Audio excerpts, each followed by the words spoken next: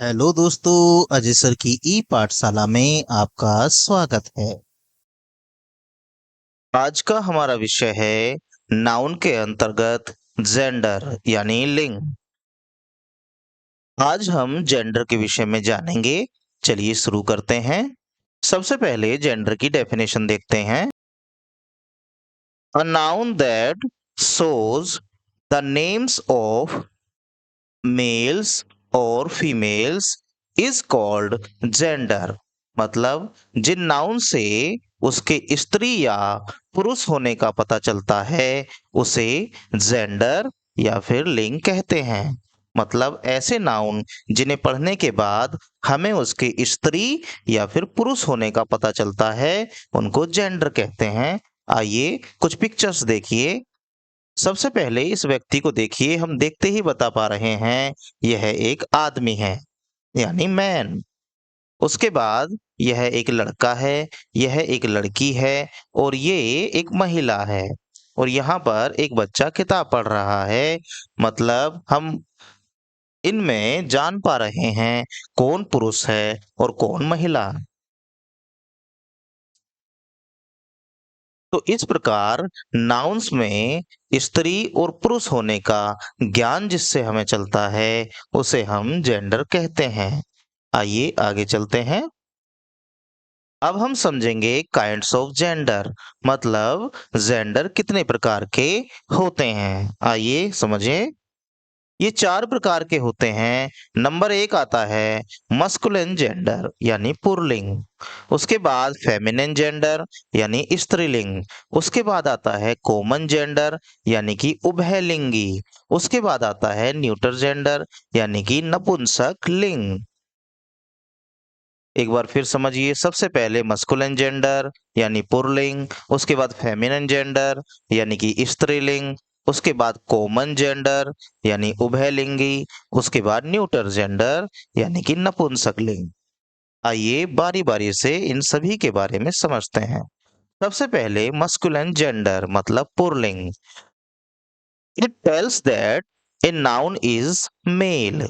ऐसे नाउन जिससे नर जाति का पता चलता है। मतलब ऐसे नाउन जिन्हें पढ़ने के बाद लगे कि ये तो किसी पुरुष के बारे में बताया जा रहा है उनको हम मस्कुलाइन जेंडर कहते हैं। जैसे राम, डॉग, बॉय, ही, हिज, ये सभी मस्कुलिन जेंडर के एग्जाम्पल हैं।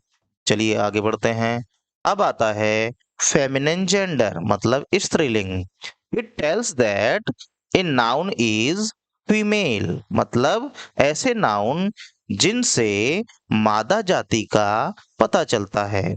मतलब ऐसे नाउन जिन्हें पढ़ने के बाद हमें स्त्री होने का पता चलता है वो सभी फेमिनिन जेंडर कहलाते हैं। जैसे राधा, हैन, गर्ल, सी, हर, ये सभी फेमिनिन जेंडर के एग्जाम्पल हैं। आइए आगे बढ़ें। अब आता है कॉमन जेंडर मतलब उभयलिंगी। The nouns which are used both for males and females। मतलब ऐसे नाउन जिनमें नर व मादा दोनों जाति का पता चलता है। मतलब कुछ नाउन ऐसे होते हैं जिनसे हम नर व मादा मतलब महिला या पुरुष होने का पता नहीं लगा पाते। ऐसे नाउन को कॉमन जेंडर कहते हैं। जैसे एनिमल। अब एनिमल में नर भी होते हैं मादा भी होती हैं। बर्ड, बर्ड में भी नर और मादा होते हैं। फ्रेंड, फ्रेंड मतलब दोस्त, दोस्त महिलाएं भी होती हैं और पुरुष भी होते हैं। स्टूडेंट, स्टूडेंट मतलब पढ़ने वाले विद्यार्थी। अब कक्षा में लड़के भी पढ़ते हैं लड़कियां भी पढ़ती हैं लेकिन हम सभी को स्टूडेंट बोलते हैं।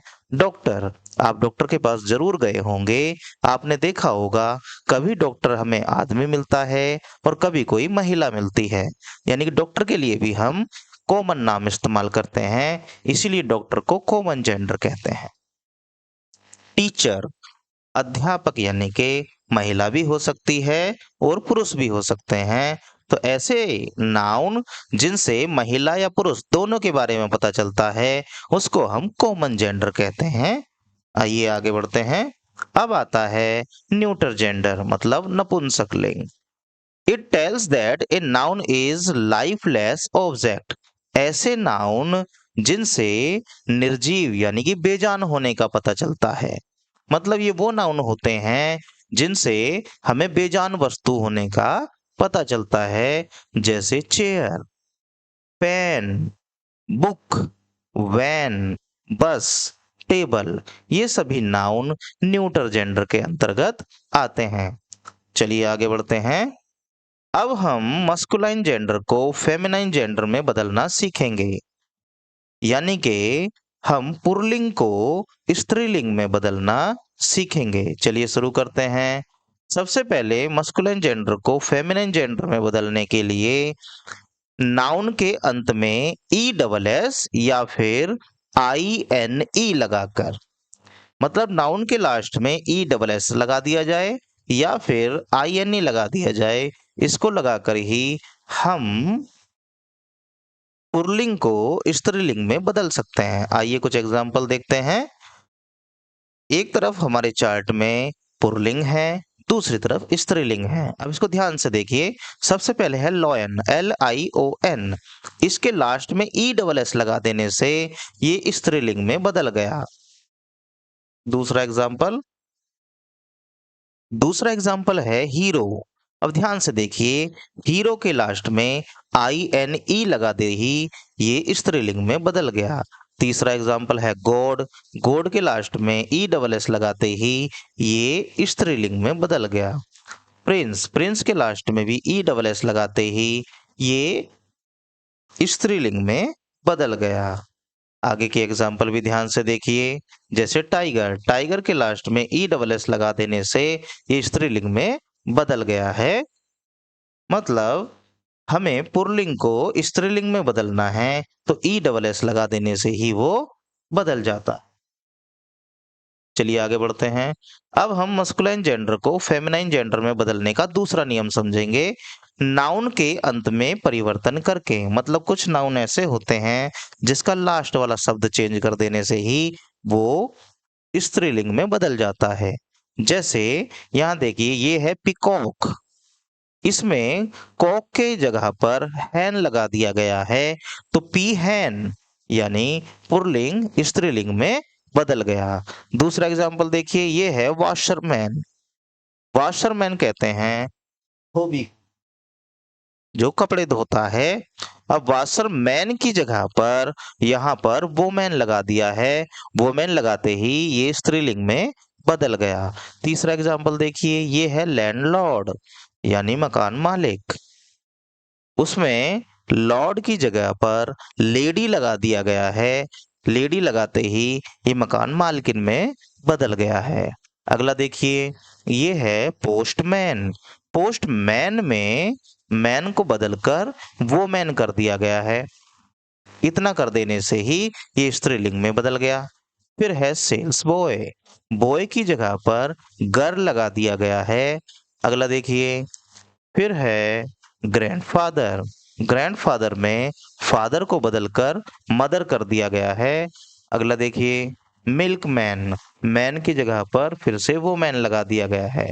अब ध्यान दीजिए, जब हमें पुल्लिंग को स्त्रीलिंग में बदलना हो तो जहां जहां मैन आया है वहां वहां पर मैन की जगह पर वो मैन कर दिया गया है।